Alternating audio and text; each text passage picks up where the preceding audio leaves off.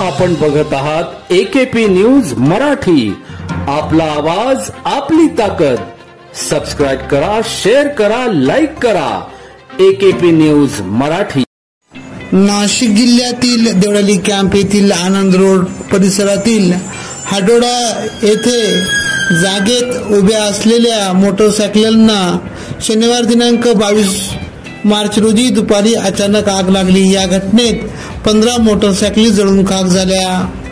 Cantonment बोर्डाच्या अग्निशामक दलाच्या जवानांनी तात्काळ घटनास्थळी दाखल होऊन आगीवर नियंत्रण मिळविले। यामुळे जीवितहानी टळली। आगीचे कारण अस्पष्ट झालेले नाही।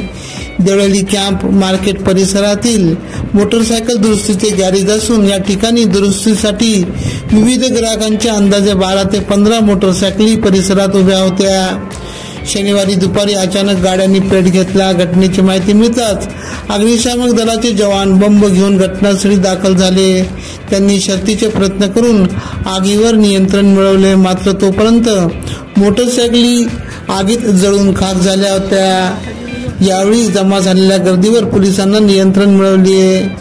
अग्निशामकचे जवान शुभम नेह, संजयदीप निसाळ, आदित्य निसाळ, स्वप्नील कासार, वाहन चालक राजू आव्हाड आदी जवानांनी आग नियंत्रणात आणली। या ठिकाणी पोलीस ठाण्यात घटनेची नोंद करण्यात आली आहे। एकेपी न्यूज साठी शौकत अली काझी, देवळाली कॅम्प, नाशिक।